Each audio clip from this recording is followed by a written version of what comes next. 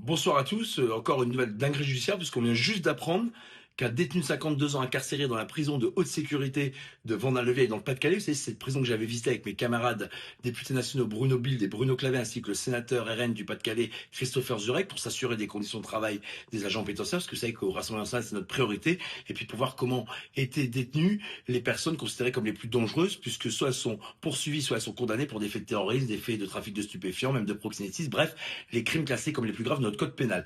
On apprend que ce détenu de 52 ans, qui est considéré comme un parrain, comme une ponte de la mafia du 93 à la Courneuve, puisqu'il a été condamné pour des faits liés à du trafic de stupéfiants qui s'était même étendu à l'international, peut-on lire dans la presse, et ben il va bénéficier d'une permission de sortie pour trouver un emploi pour un entretien d'embauche.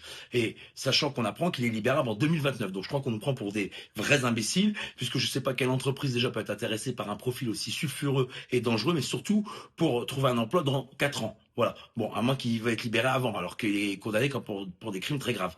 Et sachant que dans le passé, lorsqu'il avait fait l'objet d'une consultation médicale dans un hôpital, un commando ultra armé avait tenté de le libérer. Bon, vous voyez qu'avec un tel profil, on est rassuré. Alors, merci au parquet de Béthune et au procureur général de la Cour d'appel de Douai qui ont contesté cette décision et qui se sont battus avec la direction du l'établissement pénitentiaire de Vendin-le-Vieil pour pas qu'il sorte. Mais on a des juges d'application des peines, on a le tribunal d'application des peines en appel qui a confirmé cette décision. Donc j'espère que chacun prendra ses responsabilités si lors de sa sortie, il commet l'irréparable ou on a encore des dingueries. Voilà. Sachant qu'aujourd'hui a eu lieu à Marseille un rassemblement pour Mehdi Kessassi qui a été exécuté, assassiné, victime innocente des narcotrafiquants à Marseille. Bon, voilà, on marche sur la tête, je tenais à vous le partager. C'est pas une info le Gorafi, mais c'est une vraie info. Donc à suivre.